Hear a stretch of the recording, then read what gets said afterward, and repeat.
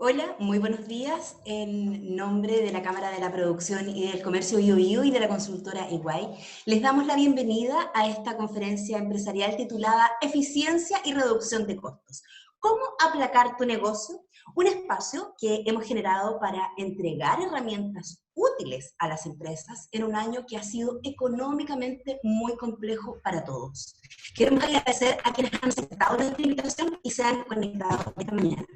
Y antes de dar inicio a esta interesante jornada, quiero dejar con ustedes al gerente general de CPC Bio, Ronald Ruff, quien nos dará unas palabras de bienvenida. Ronald, por favor. Gracias, Carolina. Muy buenos días. Gracias por estar aquí. La CPC ha recorrido un largo camino desde el año 1927, desde su creación, propiciando siempre un ambiente para la inversión en la región, apoyando a las empresas y a sus colaboradores y velando por el bienestar regional. Y en este camino, comenzó a trabajar hace más de una década en conjunto con EY en una serie de actividades. Entre ellas, quizás la más conocida es el IPER, ¿cierto? Nuestro índice de percepción empresarial regional, que tiene ya, como digo, alrededor de 10 años de vida, y en que se plasma el sentir y las expectativas de los ejecutivos de las empresas respecto de la economía y algunos aspectos importantes de la región. Además, hemos empezado a trabajar ya hace varios años también en lo que hemos llamado las conferencias empresariales. Y en esta unión, ¿cierto?, en que EY con su tremendo expertise y la Cámara con su conocimiento de la región, hemos logrado ir avanzando y ya estamos en este año en la tercera conferencia empresarial. Sean ustedes muy bienvenidos. El título ya lo dio Carolina. Vamos a hablar sobre temas que son súper contingentes, que tienen que ver con los tiempos que estamos viviendo y que tienen que ver con cómo caminamos hacia el futuro en los cambios que están por venir. Muchas gracias y muy buenos días.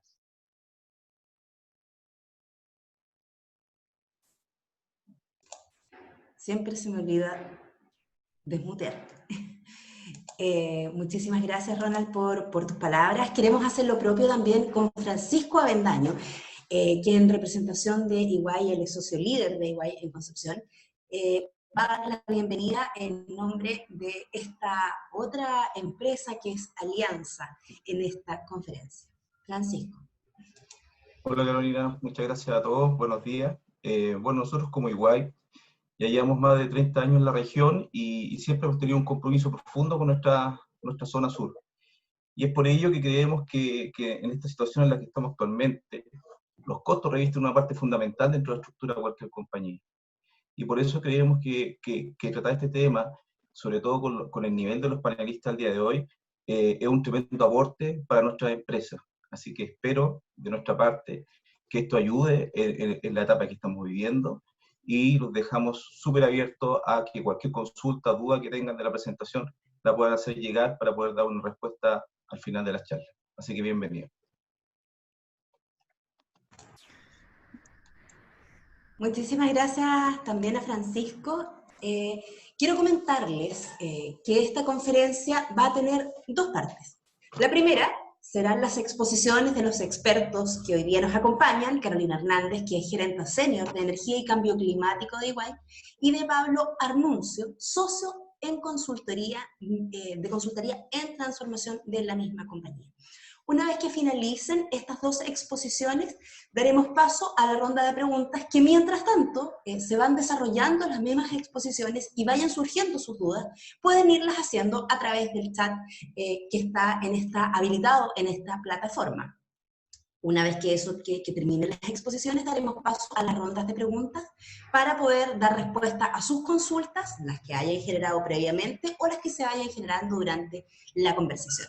¿Les parece si iniciamos? Entonces, eficiencia y reducción de costos. ¿Cómo aplacar tu negocio? En las opiniones y experiencias de Carolina Hernández y Pablo Arnuncio. Muchas gracias, Carolina. Parto yo y voy a partir proyectando una presentación que creo que ahí está. Muy bien. Bueno, el tema que hoy nos junta y que hoy nos ocupa, en realidad, pues es algo que normalmente o que tradicionalmente o con una situación de negocio habitual es algo que todas las compañías tienen en su agenda, en su preocupación, y todas o la mayoría de las compañías siempre intentan pues tener el mayor control sobre los costos, reducirlos, ser lo más eficientes posibles, ¿no? Sin embargo, la situación de incertidumbre general que tenemos, tanto a nivel de la política local como a nivel de las tensiones geopolíticas internacionales, todo el tema del descenso del consumo que ha implicado esta situación, la caída de los ingresos derivado de este descenso del consumo, la dificultad de los suministros, está siendo también todo un desafío, el endurecimiento de las condiciones comerciales en todo tipo de transacción comercial, las presiones de caja que todo esto conlleva al final, bueno, y muchas otras circunstancias que estamos todos viviendo. O sea, no quería plantear tampoco una lista exhaustiva de situaciones que se están dando porque es prácticamente imposible. Bueno, esto hace que las prioridades de las empresas hayan hecho un foco mucho mayor en lo que es la reducción de costos, en lo que es la búsqueda de la innovación para atraer beneficios a las compañías, por supuesto en la generación de caja, en la gestión de riesgos dentro de las compañías, el sostenimiento de los ingresos que claramente van cayendo y en definitiva, bueno, también mantener al cliente en la medida de lo posible y la transformación digital también sigue siendo todo un tema, pero todo esto con un foco muy importante en lo que es la contención de los costos por la situación que vivimos, ¿no? Claramente, si los ingresos se están viendo perjudicados, pues no hay otra forma posible para mantener el margen o para intentar que caiga el margen lo menos posible que contener los costos, ¿no? Entonces, para esto, EY y la experiencia que tenemos con clientes de muy diversas industrias, aplicamos una serie de palancas que lógicamente varían del tipo de proceso al que las aplicamos, del tipo de industria al que las aplicamos y del tipo de situación en la que nos encontramos, pero que más o menos son muchas veces las mismas. No es que siempre apliquen en todos los casos, pero si no aplica una, habitualmente aplica otra, y al final es una combinación de estas las que suelen darnos éxito en los proyectos de reducción de costos. Puede haber alguna palanca más que se nos puede ocurrir, pero en general estas 7 que estamos mostrando aquí, más una octava que es, digamos, el bonus, son las que suelen traer muy buenos resultados en nuestra experiencia. La primera es la excelencia operacional, la mejora en los procesos, la mejora continua. Después voy a hacer un doble clic en la mayoría de ellas, pero voy a hacer un primer repaso de todo lo que vamos a ver. La segunda, la digitalización y automatización, muy importante y cada vez más en boga. La analítica avanzada, meter datos y aprovechar toda la información que disponemos para tomar mejores decisiones. La gestión estratégica de compras como fuente de margen y de beneficios en la actividad continua de abastecimiento que realizan las compañías. Identificar oportunidades de externalización y eficiencia de impuestos. Y hay una séptima que cada vez va cobrando más relevancia y que nos hablará de ella más en profundidad Carolina, que es todo lo relacionado con la sostenibilidad. Sobre la eficiencia de impuestos, Mauricio Pérez Wilson nos hará un par de comentarios al final de la charla, pero tampoco sería foco de todas las cosas en las cuales queremos entrar más en profundidad, porque esto daría prácticamente o da para otra sesión de otra hora, otras 2 horas, y Mauricio podría estarse hablando prácticamente toda la mañana. Entonces, sí que le voy a pedir al final que nos haga un par de comentarios, un par de claves sobre este tema, pero probablemente se podría buscar otra sesión en la que hablar, ¿no? Y bueno, y comentaba esta octava palanca, que al final engloba todo, que es todo el proceso presupuestario, la presupuestación en base cero, ¿vale? Que es una metodología específica para recopilar todas estas iniciativas de reducción de costos y plasmarlas en un presupuesto que verdaderamente muestre que la compañía va a gastar lo que necesita gastar y no más ni menos. Bueno, ojalá menos, pero por lo menos no más. Y a partir de ahí voy a ir entrando en la mayoría de ellas, no voy a entrar en todas porque la verdad el tiempo es reducido y entonces sí me quiero focalizar en las que yo creo que son un poco más interesantes y que, bueno, que pueden tener una visión un poco más diferencial, ¿no? Y voy a partir por la excelencia operacional, ¿no? Para asegurar la excelencia en la operación, en todos los procesos de la compañía, nosotros solemos aplicar como base una metodología que se llama Lean. Muchos de ustedes la habrán escuchado, si no, pues les puedo contar también, les voy a explicar un poco en qué consiste, ¿no? En definitiva, lo que aporta, o algunos conceptos que yo creo que tienen que quedar claros sobre Lean, es que su foco es la mejora continua, o sea, mejorar siempre la forma en que las compañías operan, de una manera continua y no con cambios bruscos, sino en el día a día. Esta mejora continua y esta aplicación de metodologías Lean lo que implica es un cambio de mentalidad. Y esta mentalidad tiene varias características, como por ejemplo que los que mejor conocen los procesos y cómo se pueden mejorar son las personas que los operan. No tiene que venir una mente brillante de fuera para decirme a mí cómo tengo que hacerlo. Yo soy el que hago las cosas y cada día puedo estar buscando mejoras si me dan el espacio para buscar estas mejoras. Digamos, la mentalidad de la compañía es mucho más jerárquica, en la cual me dicen lo que tengo que hacer y no puedo salirme de ahí ni un ápice, claro, ahí es más complejo implementar una metodología Lean, porque insisto, la metodología Lean pasa porque todas las personas ejecutan y identifican mejoras en su labor del día a día. Otro tema, insisto más, y vuelvo a insistir, son cambios pequeños, o sea, no tienen por qué ser grandes cambios, obviamente si se identifican mejoras grandes, pues también hay que implementarlas, pero no tienen por qué ser temas tan disruptivos, sino que pueden ser cambios pequeños, pero sí que continuos, ¿no? Siempre tener esta mentalidad por mejorar. Y de ahí, una de las metodologías, una de las formas de abordar este tipo de problemas es lo que mencionamos aquí, que es la metodología DMAIC, ¿no? La metodología DMAIC en lo que consiste es en definir inicialmente el problema, esa es la D, identificar cuál es el área que voy a analizar o que quiero mejorar. A partir de ahí, medir de alguna manera, no sé cuál está siendo, digamos, el desempeño de ese área, de ese proceso, etcétera. O sea, una cosa no se puede mejorar si no la mides, si no tienes algo con lo que compararte, ¿vale? A partir de ahí, analizar, entender bien cuáles son las causas raíces de los problemas existentes. A partir de ahí, en base a estas causas raíces, buscar iniciativas o mejoras que apunten a estas causas raíces, a mejorarlas, y a partir de ahí controlar, volver a medir, asegurar que se están cumpliendo las mejoras que se han identificado y medir. Y volver a ejecutar el ciclo cuantas veces haga falta de manera continua.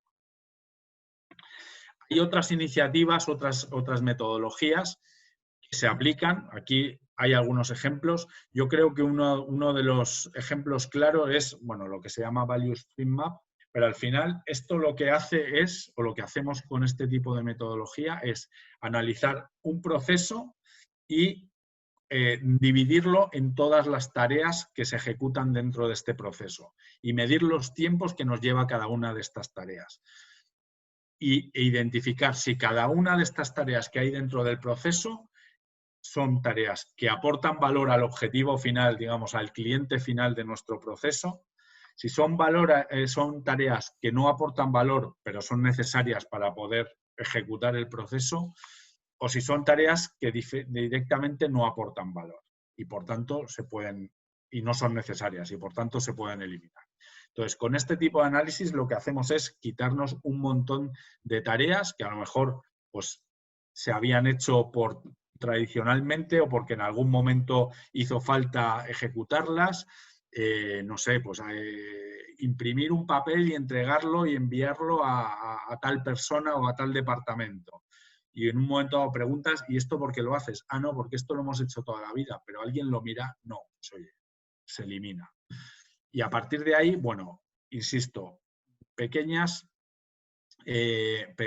acciones que luego traen grandes resultados si las acumulas, si las unes, ¿no?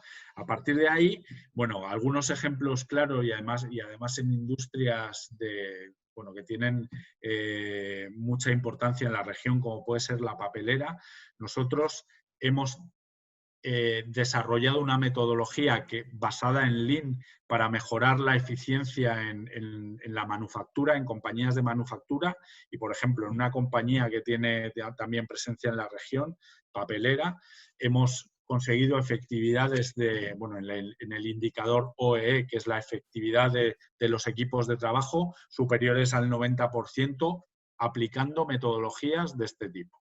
¿Vale? Siguiente palanca que voy a mencionar es la digitalización y la automatización. La digitalización consiste en hacer de manera digital todo lo que hacemos de manera manual o con papel, etcétera. Siempre que esto nos traiga un valor o que nos ahorre tiempo, trabajo, etcétera. Esta es la digitalización. Y la automatización es algo que ahora vamos a entrar un poco más en detalle y les voy a poner un vídeo para que ustedes lo puedan ver en qué consiste exactamente esto de la automatización de procesos, ¿vale? De procesos que tradicionalmente han sido manuales y que ahora tenemos una tecnología que se llama RPA que nos puede ayudar a automatizar todos estos procesos.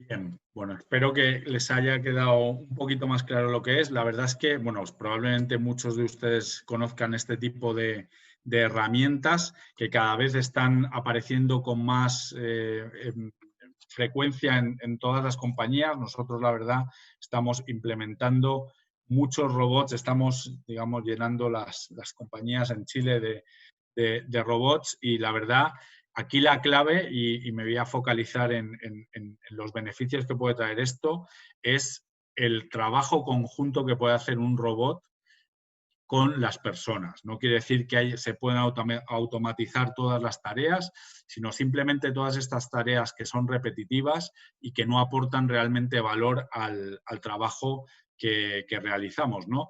Y entonces aquí la clave es eso, quitarnos este trabajo administrativo que no aporta valor para que las personas que ejecutan los procesos verdaderamente se puedan focalizar en lo que son tareas de valor, ¿vale? Y bueno, se mencionaban en el vídeo algunos de los beneficios.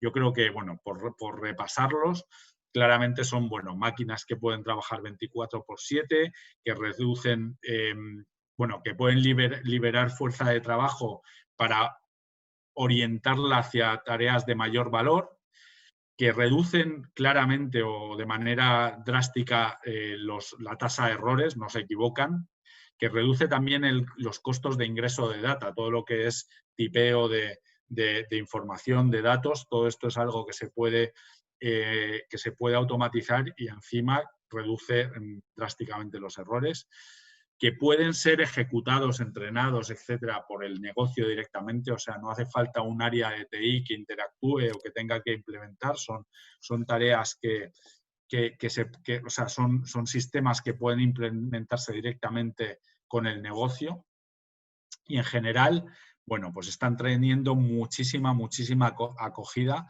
y sobre todo es por esto, por esta fusión o esta maximización del desempeño de las personas junto con la tecnología.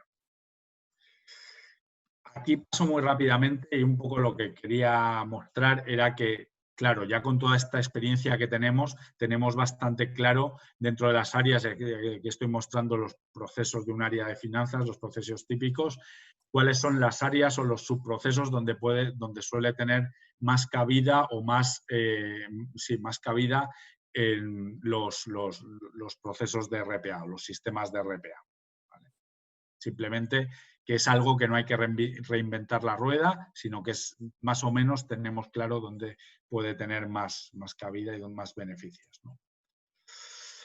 Paso a la tercera palanca y es el uso de Data Analytics aplicado a lo que sea. ¿Qué es esto de Data Analytics? Bueno, por supuesto, mucha gente lo habrá escuchado, inteligencia artificial, Data Analytics, y al final esto es el uso de los datos o de toda la información que maneja la empresa en todo, ¿no? Prácticamente, en todo lo que se pueda, en todo lo que nos aporte valor, ¿no? Entonces, se pueden realizar modelos para reducir los tiempos, analizando todo el pasado de información que se ha ido recopilando, para reducir los costos, para mejorar la calidad del servicio. En definitiva, bueno, tenemos también casos muy variados y, por ejemplo, voy a poner también otro ejemplo de la industria papelera, ¿no? Cómo se ha optimizado los costos en el blanqueamiento del papel a la hora analizando cuál era la proporción de cada uno de los químicos que se utilizaban y viendo el resultado históricamente de cuál era el resultado que se había obtenido con las proporciones diferentes de cada uno de los químicos, ¿no? A esos datos adicionales habría que adicionar también, bueno, temas como puede ser la temperatura que había en ese momento, otros temas externos que pudiera haber. Si todo eso lo metes en la juguera y analizas y generas este modelo analítico, este modelo te da una recomendación para la situación actual con esta temperatura, con este tipo de papel, etcétera, cuál sería la proporción de cada químico para tener el nivel de blancura esperado, ¿no? Gastando lo menos posible. Todo esto al final, si sumas una iteración con otra iteración con otra iteración, los beneficios son millonarios, ¿no? Para esta compañía se generaron los beneficios solo por este proceso de 1,5 millones, es un volumen importante, pero 1,5 millones de dólares anuales de ahorros, ¿no? Otro ejemplo, por ejemplo, orientado al proceso de auditoría interna, ¿no? Analizando, por ejemplo, pagos de facturas irregulares. Entonces, aquí lo que se hace es analizar todo el histórico de varios años de todas las facturas que se han pagado y cuáles han sido irregulares, ¿no? Si se daba esta circunstancia más esta, más esta, más esta fue regular y si se daban estas circunstancias, esta fue regular, ¿no? Entonces, y todo esto para atrás. Pero además, a todos los datos de la factura, tú le puedes añadir, pues no sé, si ese día, si el día que se hizo el pago era fiesta, si ese día, no sé, había fútbol, entonces, circunstancias que lógicamente no están en la factura, pero que pueden darte datos que pueden darte luz también sobre algún motivo de fraude o de acumulación también de fraudes, ¿no? Si esto lo analizas a pasado, puedes sacar conclusiones, y así lo hacemos, ¿no? Porque lo estamos haciendo para varias compañías, ¿no? De sacar cuáles son los patrones o los problemas típicos o el tipo de facturas que por adelantado podemos saber que tienen una alta probabilidad de dar problemas, ¿no? De ser fraudulentas, etcétera, ¿no? Bueno, y esto aplicado a un montón de cosas. Aplicado también, aunque este no es el objeto de la charla, al crecimiento, a temas de conocer mucho mejor a los clientes, de conocer mucho mejor el negocio, a temas también de gestión de riesgos, de fraude, como comentábamos antes, de riesgos tecnológicos. Bueno, tenemos casos prácticamente para todas las áreas de la compañía, y aquí lo importante es tener la información histórica para poder estructurarla y para poder analizarla. Paso a la cuarta palanca, también muy, muy importante, y que en situaciones como la que nos encontramos actualmente de problemas, digamos, económicos de las compañías, cobra muchísima importancia. Y esto es la gestión estratégica de compras, ¿no? El paso previo para todo esto, para hacer una gestión estratégica de las compras de la compañía, bueno, hay varios pasos previos, ¿no? Anterior a lo que están viendo ahora mismo, que son, primero, tener visibilidad completa de cuál es el gasto de la compañía y en qué se está gastando, ¿vale? Eso es paso primero. Segundo, estructurar el gasto, o sea, de entender bien, y para eso metemos el concepto de gestión de categorías, estructurarlo en categorías y analizar por unidad de negocio cuánto se está gastando en cada categoría. Por ejemplo, si lo que estamos analizando es tornillos, lo que me interesa es saber cuánto se gasta la compañía en tornillos digamos, en toda la compañía. No me interesa tener el gasto en tornillos por unidad de negocio o por centro físico, etcétera. Tradicionalmente, por poner un ejemplo, pues cada unidad de negocio negociaba sus tornillos, compraba sus tornillos. Pues ahora hacia donde vamos es, oye, tengo una visión completa de todo lo que nos gastamos en tornillos, tengo una visión completa de qué es lo que necesita cada unidad de negocio, cada área en esa categoría. En este ejemplo que estamos poniendo son los tornillos, y a partir de ahí yo puedo aplicar palancas de negociar mucho mejor, de ver si los tornillos se compran de una manera más barata localmente, globalmente, en Asia, y buscar, bueno, hay un poco también el análisis y las implicaciones logísticas que podría tener esto. Definir los estándares, los mismos estándares de cuál es el tornillo que tiene que usar cada unidad de negocio. O sea, si a esta unidad de negocio le vale este tipo de tornillo, no hay razón por la cual esta tenga que usar 1 o 2 veces más caro. Por tanto, puedes definir políticas que abarquen toda la compañía, por las cuales, bueno, defines los estándares, y ahí lógicamente te ajustas los estándares por cada categoría para que se gaste lo menos posible. Y a partir de ahí tienes la posibilidad también de generar contratos centralizados consolidando volumen, lo cual te permite también mejorar la negociación y las condiciones con los proveedores, de tal manera que al final lo que haces es reducir el gasto, ¿no? Y todo esto, una vez que firmas el contrato con el mejor proveedor, con la mejor negociación, tampoco te asegura que vayas a capturar todo ese gasto, porque si tú has firmado el mejor tipo de contrato con las mejores condiciones, pero luego no estableces una serie de medidas para asegurar que todas las unidades de negocio, que todas las localizaciones se adhieren a este contrato y contratan con ese proveedor bajo esas condiciones, pues también se te puede estar yendo la plata, digamos, entre los dedos, ¿no? Entonces, toda esta parte de la gestión estratégica de las compras, basada en la gestión de categorías, tienen unas metodologías también que, bueno, se llevan años implementando y que probablemente también muchos de ustedes hayan escuchado y que al final tienen también resultados directos en el EBITDA de la compañía.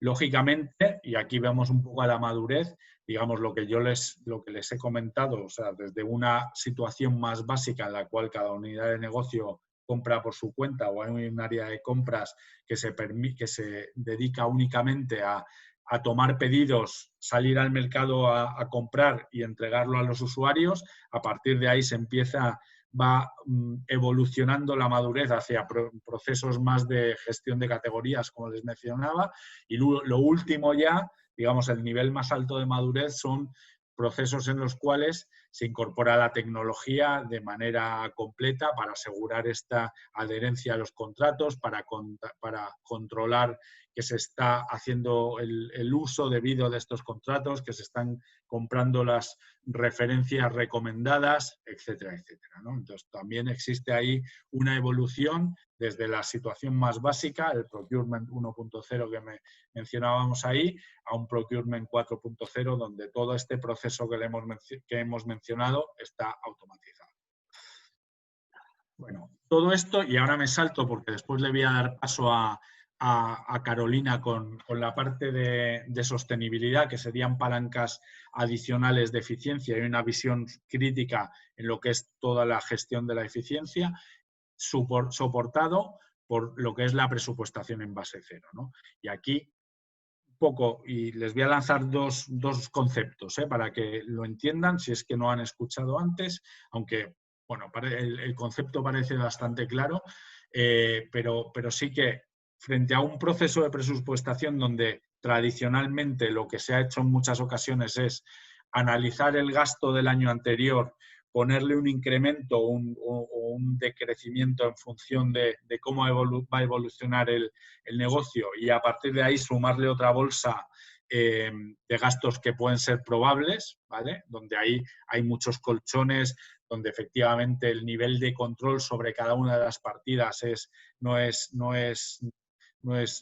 muy exacto, donde suele ser un proceso muy centralizado en el área de finanzas, pero cada una de las áreas no tienen, digamos, mucho accountability sobre ese proceso. Bueno, frente a ese proceso más tradicional de presupuestación, planteamos un presupuesto en base cero, en el cual abrimos todo el coste por precio por volumen, todo, digamos, P por Q, todo el coste, y cuestionamos a cada una de las áreas de negocio cuál va a ser sus necesidades para el próximo año. Entonces, de esta manera se eliminan todas las bolsas, todos los colchones que se suelen incrementar y cada uno de los gastos que se incorporan en el proceso de presupuestación del año siguiente es cuestionado y tiene que tener una justificación, ¿no?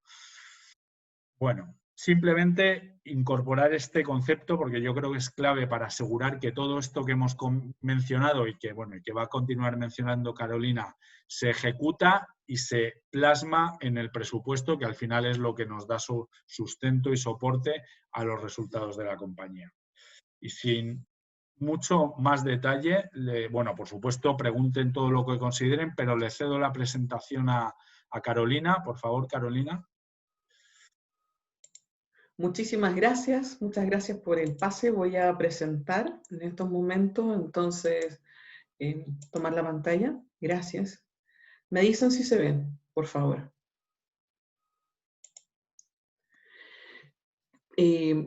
Quiero indicar que todo lo que ha mencionado Pablo está relacionado, y perdón el golpe y el cambio, digamos, en la temática, pero finalmente los temas no están aislados y están completamente relacionados en este ambiente. La verdad es que en materia de sostenibilidad estamos en un ambiente regulatorio que está en permanente cambio, pero la verdad es que los cambios han sido profundos y acelerados en los últimos años, y adicionalmente la pandemia también ha traído una serie de temas a la mesa que están aún generando cambios más rápidos. Bueno, observamos que hoy día tenemos en Chile un proyecto de ley de cambio climático que en la práctica nos invita, y tenemos una meta de carbono neutralidad, Y como ustedes verán en el gráfico abajo, si es que lo pueden visualizar ahí, la carbono neutralidad implica que finalmente hacia el año 2050 seamos carbono neutrales, que quiere decir neto cero.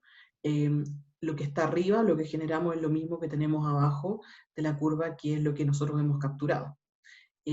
Como hoy día no tenemos una tecnología competitiva para capturar carbono, la verdad es que la industria forestal, los bosques y el bosque nativo se vuelven clave para apoyar la carbono neutralidad, porque no solamente es reducir, sino que finalmente hay ciertas áreas que van a seguir emitiendo, y por lo tanto tenemos que lograr compensar y sobre todo capturar. Y esa captura hoy día es una parte importante de nuestra meta, el área bosques. Entonces, y por otra parte, la parte de arriba de la curva es energía. Y energía consumimos todo, la verdad es que cruza todas las industrias. Entonces, lo primero que tengamos súper claro de que hay una meta de carbono neutralidad al 2050, pero la verdad es que esa meta ya está en curso. Y es tanto así que ustedes la están viendo en la prensa y están viendo que está teniendo impacto en negocio. El negocio eléctrico es el principal hoy día en plena transformación, con el retiro de centrales de carbón, y que ya está asumiendo sus resultados y sus estados financieros, lo que implica la salida anticipada de unidades carboneras que a veces ni siquiera lograron tener 10 años de vida. Eso es un escenario sumamente importante a tener en consideración. Luego de eso, probablemente muchos de ustedes están viviendo también el pago de impuesto verde, y si no lo están viviendo, quizás les va a tocar dentro de muy poco vivir el nuevo impuesto verde, que va a empezar a operar de aquí al año 2023. Entonces estamos con una modernización tributaria de impuestos verdes que trae cosas muy interesantes y cambios, que no me quiero explayar hoy día al respecto de estos temas. Quiero hablarle de la segunda derivada con respecto a los impuestos verdes, porque también los impuestos verdes hoy día traen un mecanismo de compensación de CO2, material particulado, que abre un nuevo mercado y que es interesante que discutamos, y que lo vamos a presentar más adelante. Tenemos una ley de eficiencia energética que esperamos que sea pronto aprobada, que viene hace mucho tiempo, digamos, amenazándose de que va a existir o está en el listado de temas pendientes, y que debiésemos tener pronto ya una ley de eficiencia energética vigente. Pero si me preguntan, finalmente la ley de eficiencia energética es probablemente uno de los temas que menos va a incentivar esta aceleración. Y viene un tema exterior, que son los mecanismos de ajuste de frontera en la Unión Europea, que es el Carbon Border Tax, que lo voy a explicar con un poquito más de atención en un par de láminas más atrás. O sea, en la práctica, hoy día nos comprometimos una meta. Esa meta es una meta que se le está pidiendo y exigiendo a cada país que trate de cumplirla en forma individual para lograr el Acuerdo de París. Y aquí solamente estoy hablando acerca de contaminantes globales y algunos locales. Por lo tanto, el ambiente de sostenibilidad está sumamente cambiado y tiene una serie de situaciones. En esta lámina, lo que les quiero explicar un poco es que finalmente la sostenibilidad hoy día es un tema de competitividad. Competitividad de cómo abordamos el negocio, porque la verdad es que ser sostenible es sinónimo y va a ser sinónimo de ser económicamente competitivo. ¿Y por qué lo quiero plantear? Primero, porque tenemos varios desafíos que abordar, y el primer desafío es cómo hacemos una transformación tecnológica costo efectiva. Pablo lo habló muchísimo cuando hablamos de un presupuesto base cero.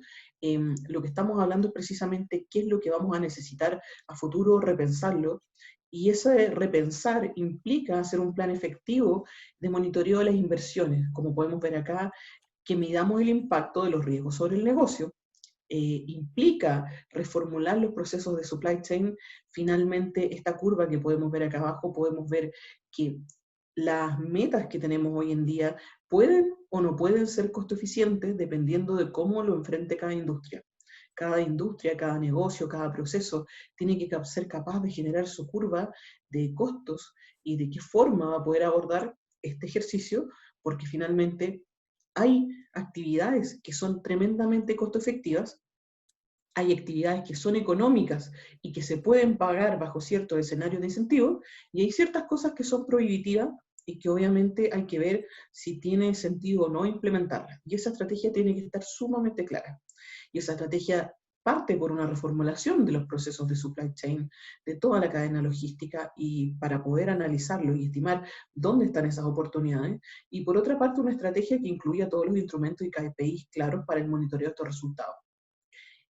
Lo segundo que les quiero comentar es que hoy día el ejercicio en un mercado que es tan complejo requiere contar y apoyarse en tecnología para poder ser transparente. Hoy en día, cuando nosotros enviamos un producto hacia afuera, cuando exportamos un producto, puede tener una tremenda historia de sostenibilidad, sustentabilidad asociada hacia atrás, pero si no somos capaces de comunicarlo y traducirlo en algo que sea valioso para el cliente final, transformarlo en precio o transformarlo en una reducción de precios, como vamos a conversar a continuación y les va a hacer más sentido después, quedamos y estamos perdiendo y dejando oportunidades sobre la mesa.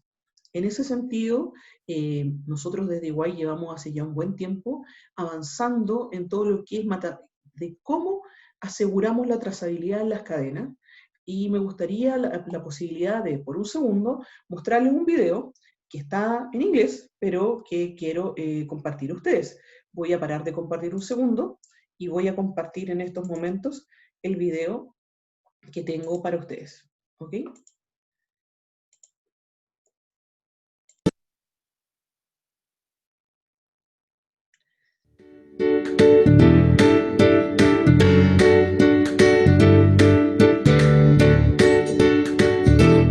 Once upon a time, there was a bottle like any other. Today, EY introduces Wine Blockchain, and it's a whole new story. With Wine Blockchain, you can give consumers a full account of your wine's quality and its DNA through real, uneditable data collected during the winemaking process. The system creates a register for the certification and secure transfer of data. A sort of database containing information on every stage of the winemaking process, from cultivation to bottling.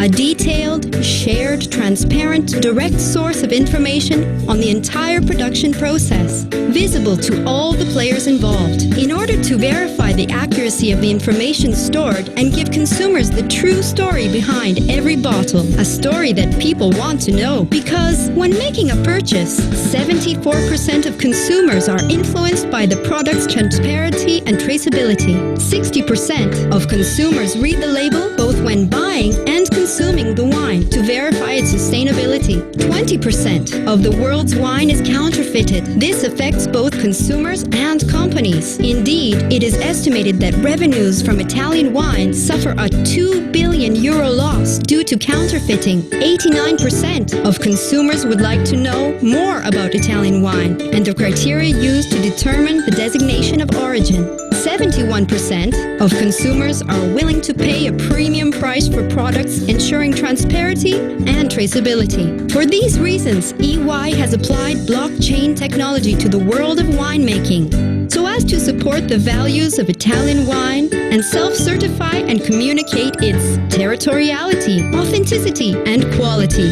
The QR code enables the consumers to consult a web page that tells the full story behind every bottle. That is, the entire production process, certified step by step, with clear and transparent information that cannot be edited by the company once it has been certified in blockchain. Consumers can check the geographical area in which the wine is produced. They can check the treatments and actions undertaken during cultivation. They can retrace the entire winemaking process and all the relevant data.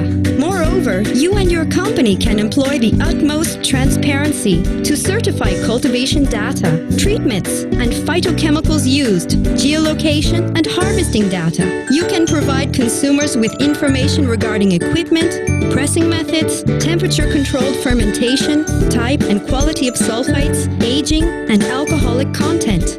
You can provide precise data on the date of bottling, the number of bottles produced per lot, and the technical characteristics of every bottle and cork. You can control geolocation data during distribution and storage temperature throughout the entire production process.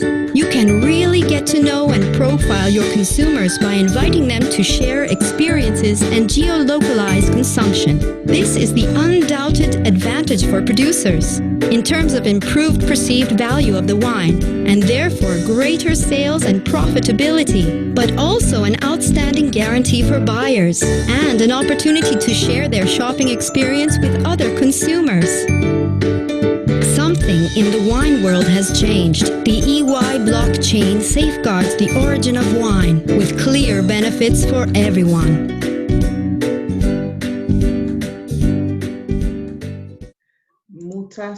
Muchas gracias. Voy a continuar compartiendo la presentación que estamos viendo y comentarles que esta experiencia que tuvimos con el vino italiano ya hace algunos años, la verdad es que solo ha hecho y se ha incrementado enormemente, porque la verdad es que, por ejemplo, en estos momentos lo que estamos haciendo es la trazabilidad de toda la energía eléctrica con el Coordinador Eléctrico Nacional. ¿Y por qué esto es importante? Porque si hoy día alguien compra un certificado de energías renovables o alguien compra un contrato eléctrico, como muchos de ustedes probablemente los están negociando, ¿de qué forma aseguran de que esa energía renovable, de que ese productor, ese generador no está vendiendo más energía de la que cuentan, que efectivamente los contratos cumplen con las características que comprometieron, etcétera? Entonces yo creo que es importante de que, y por eso mismo el coordinador nos adjudicó ese trabajo, y estamos desarrollando esa plataforma que va a cambiar la forma en que medimos la huella de carbono, la va a actualizar y les va a permitir a todos saber de forma instantánea, trazable y sumamente clara cuál realmente es la emisión que está teniendo la energía que está consumiendo.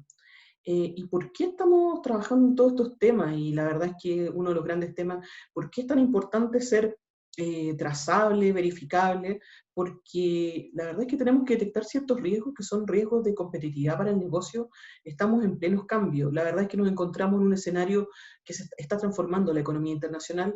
No quiero hablarles de las COP en las cuales estuvimos presentes, simplemente contarles que post eso y post pandemia, el plan de recuperación de la Unión Europea se acaba de iniciar y frente a eso puso una medida bien interesante que vamos a conversar en un segundo. Y finalmente, no todo es negativo, sino que finalmente hay muchas oportunidades de negocio en un escenario en pleno cambio, y la verdad es que las empresas que son capaces de detectar esas oportunidades de negocio y transformarlas están tomando la ventaja, y me gustaría conversar cuáles son esos espacios. Entonces, lo primero, conversar acerca de cuáles son los riesgos en un escenario de cambio. Estamos todos impuestos a un riesgo de precio del carbono que está cambiando. Como les comentaba, post-COP, tras no lograrse ningún acuerdo, Europa se declara que va a ser un continente carbono neutral. Ser un continente carbono neutral no tiene sentido si Europa sigue comprando al resto del mundo productos altos en emisiones, porque solamente destruye su economía local, se pone un impuesto interno, como hoy día lo está haciendo, pero si luego de eso importa desde China o desde Chile un producto alto en emisiones, finalmente lo único que está, y desconoce esa situación, la verdad es que la medida no tiene mucho sentido considerando de que las metas son globales. Entonces la Unión Europea post pandemia o en plena pandemia tomó la decisión de modificar esta situación y define la meta de implementar lo que se llama un Carbon Border Tax, un impuesto al carbono en la frontera, o le llaman también mecanismo de ajuste, y que acaba de terminar su consulta pública el mes pasado. Va a estar definido en el 2021, ya tiene definido o más o menos pensado cuáles son los sectores que van a estar incorporados. Estuvimos en reunión hace muy poco precisamente con gente de la Unión Europea que está a cargo de este mecanismo. Y finalmente, ¿de qué se trata? Se trata de que si yo estoy exportando un producto a la Unión Europea de ciertos listados, si yo no pagaba un precio del carbono o un precio de carbono es muy chiquitito a nivel local, lo tengo que pagar allá, y eso implica que yo tengo que ser capaz de demostrar de qué forma está el mecanismo precisamente en desarrollo, pero de qué forma toda mi cadena logística, mi producto fue emitido y cuántas emisiones tiene asociadas. Y obviamente si yo vengo con una serie de certificados detrás que demuestran que mi producto sí ha hecho todos los esfuerzos y está en línea con lo exigido, con un producto competitivo desde el punto de vista de carbono, con la Unión Europea, está en condiciones de entrar y pagar menos impuestos o pagar cero. Entonces, y esto no es menor porque se publicó en aproximadamente marzo-abril de este año, del 2020, hubo una reunión con China poco después, precisamente con el presidente chino, y termina esa reunión en la Unión Europea con una declaración de China declarando carbono neutralidad al 2060. Y tras la declaración de China de carbono neutralidad al 2060, que no se llega a la carbono neutralidad, es un proceso, o sea, es una transformación completa. A la semana se suman Japón y Corea, dos de las principales economías mundiales. Finalmente se entiende que hoy día tener un producto alto en carbono es una desventaja competitiva y hay que tratar de ver de qué forma poder abordarlo. Hay que incorporar ese riesgo, que ese riesgo viene de muchas fuentes, viene de fuentes de lo que yo compro, lo que yo hago, las decisiones que yo tomo de largo plazo, las inversiones que estoy haciendo, cómo estoy usando, qué tan eficiente estoy siendo, qué tipo de energía estoy usando en este proceso. Es un impacto directo a la competitividad de producción nacional y al mismo tiempo si yo no estoy midiendo, si yo no estoy verificando, si yo no estoy analizando mi cadena logística, si yo no estoy gestionando mis proveedores, me encuentro con que tengo estas situaciones que finalmente el riesgo es mucho más alto, no lo tengo contabilizado dentro de mi negocio. Y pongo ahí algunos ejemplos solamente, pero el primero me parece interesante porque Australia declara que deberíamos estar analizando y mirando este Carbon Border Tax que nos tiene que preparar para enfrentarnos a un precio global del carbono que, a pesar de que los acuerdos internacionales no se han logrado, basta con que un actor importante como la Unión Europea y China avancen en esa línea para que todos nos tengamos que alinear. Y eso es sumamente importante. Y finalmente tenemos oportunidades de negocio en un escenario que está en pleno cambio, porque la verdad es que no todo es negativo, no todo es impuesto, finalmente viene acompañado de financiamiento climático, el financiamiento climático viene de ciertas naciones, estamos haciendo ciertos acuerdos, pero además de eso permite a las empresas tradicionales chilenas que ya lo están haciendo y que nosotros les hemos estado ayudando en ese ejercicio a conseguir mejor financiamiento. La verdad es que nos tocó trabajar con AES Genere, en la que fue su declaración de su bono verde que emitieron y eso le permite acceder a financiamiento más barato, bonos verdes, certificados verdes de reducción.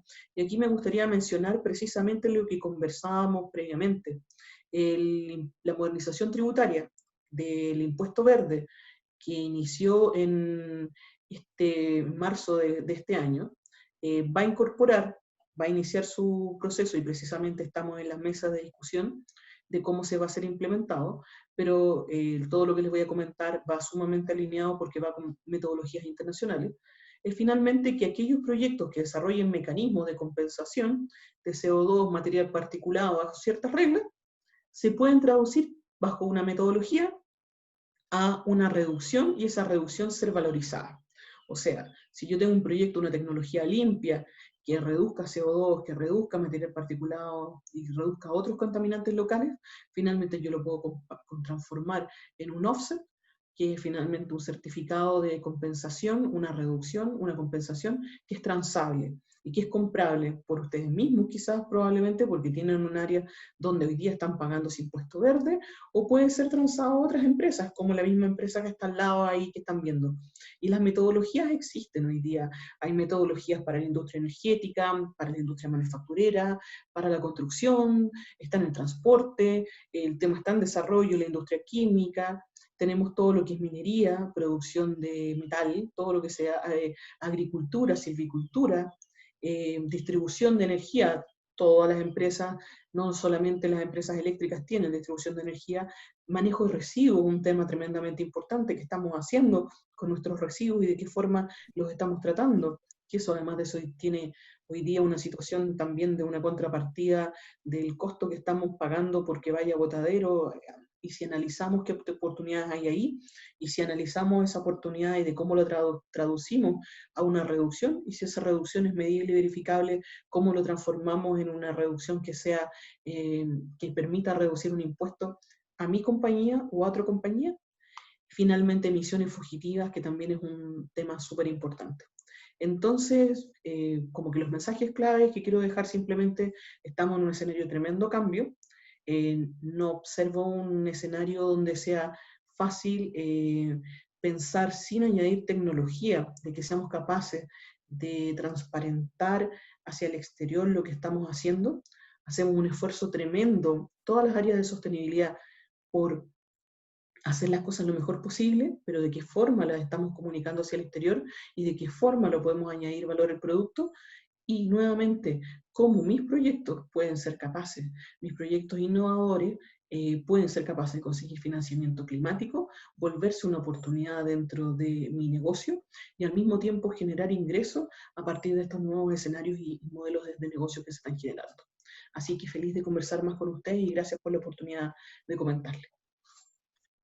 Pero antes de pasar a las preguntas, le voy a pedir a Mauricio que, un poco por cerrar la presentación, nos dé esa breve visión desde el punto de vista de impuestos. A Mauricio Pérez Wilson, por favor.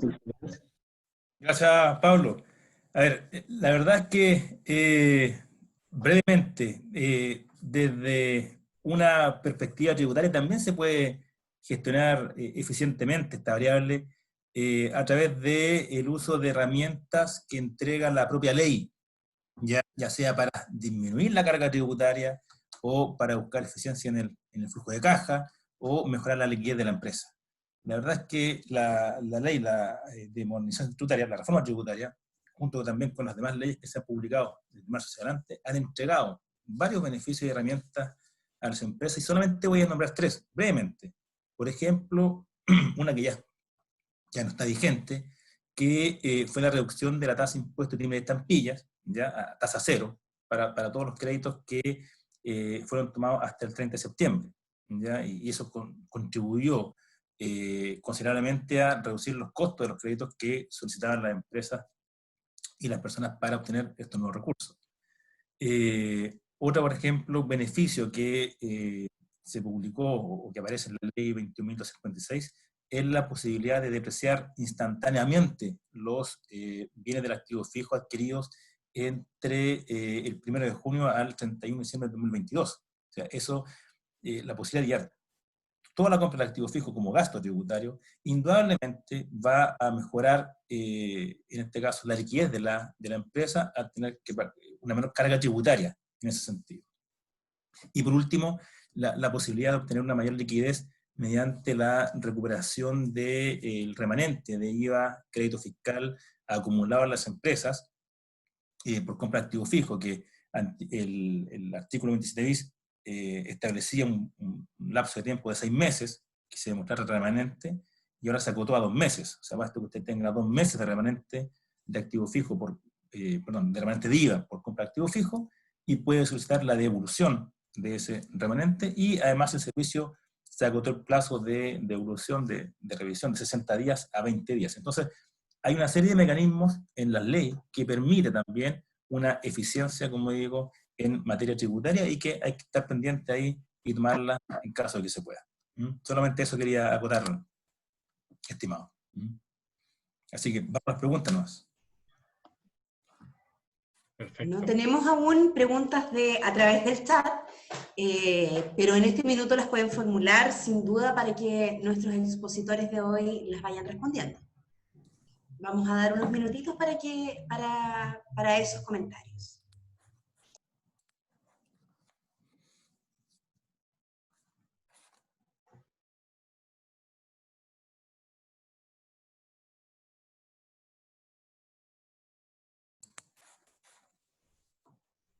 Están tímidos con las preguntas hoy día, parece. Así es, hay un poco de timidez hoy día para abordar este tema.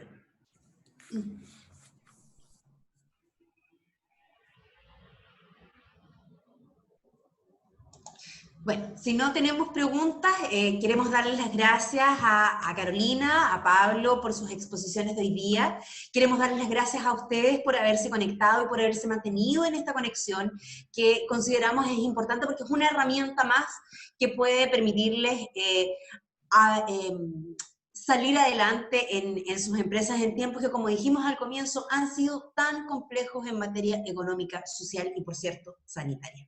Desde la Carolina, Cámara de la Producción y del Comercio y la consultora igual queremos agradecerles por sumarse y les damos nuevamente las gracias por acompañarnos. Esperamos poder encontrarnos en una próxima oportunidad. Que tengan muy buenos días.